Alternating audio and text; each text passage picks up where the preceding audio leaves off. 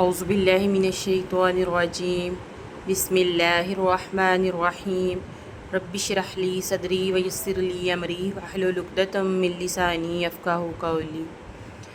آج ہم سورہ فلق کا ترجمہ اور اس کی تفسیر دیکھیں گے۔ بسم اللہ الرحمن الرحیم، شروع اللہ کے نام سے جو بڑا مہربان نہایت رحم والا ہے۔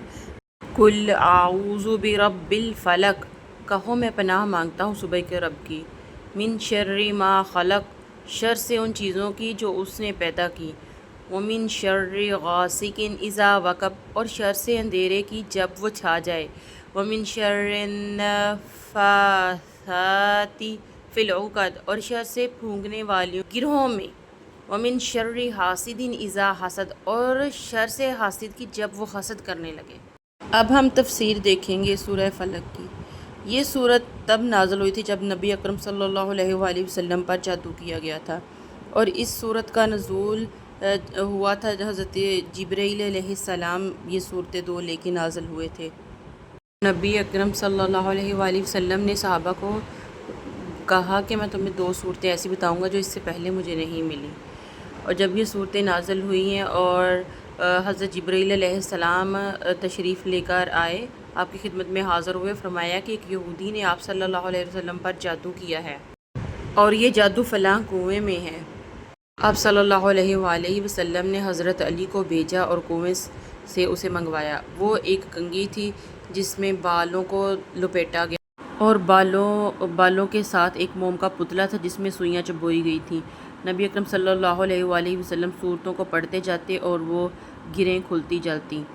اس کے بعد آپ صلی اللہ علیہ وآلہ وسلم نے یہ معمول بنا لیا تھا کہ رات کو سوتے ہوئے سورہ اخلاص اور معوذتین پڑھ کر اپنی ہتھیلیوں پر پھونکتے اور پھر انہیں پورے جسم پر ملتے، پہلے سر، چہرے اور پھر پورے جسم پر ملتے تھے۔ آپ صلی اللہ علیہ وآلہ وسلم 3 بار کرتے تھے۔ فلق کی رات میں صبح کے ہیں۔ صبح کی تخصیص اس لیے ہے کہ جس طرح اللہ تعالیٰ رات کا اندھیرا ختم کر کے دن کی روشنی لا سکتا ہے، وہ اللہ اسی طرح خوف اور دہشت کو دور کر کے پناہ مانگنے والے کو امن بھی دے سکتا ہے۔ اسی طرح جرائم پیشہ افراد اپنے مذموم ارادوں کو عملی جامہ پہنانے کے لیے نکلتے ہیں۔ ان الفاظ کے ذریعے سے ان تمام سے پناہ طلب کی گئی ہے۔ غاسق، رات، وقب، داخل ہو جائے، جب چھا جائے۔ نفاثات کا مطلب ہے ایسی نفوسوں سے نجات اور پناہ مانگنا جو جادو کرنے والے ہیں، کرنے والیاں ہیں، مرد اور خواتین جو جادو کرتے ہیں، ان کے شر سے پناہ مانگنے کے لیے ہمیں یہ سورت جو ہے وہ پڑھنی چاہیے۔ ہمیں رات کو یہ معوذتین جو ہے ضرور پڑھنی چاہیے، اور ایک حصار باندھنا چاہیے، اور اللہ کی پناہ میں آنا چاہیے ان سب چیزوں سے، موذی امراض سے، موذی جانوروں سے، موذی اس طرح کے انسانوں سے جو ہیں تو انسان لیکن کام ان کے انسانوں والے نہیں ہیں، جو جادو کرنے والے ہیں، جبکہ یہ شیطانی عمل ہے اور یہ شیطان کا کام ہے۔ جادو کرنا اور کروانا شیطانی کام ہے، اور ہمیں اس سے پناہ مانگنی چاہیے اور اللہ کی پناہ میں آنا چاہیے۔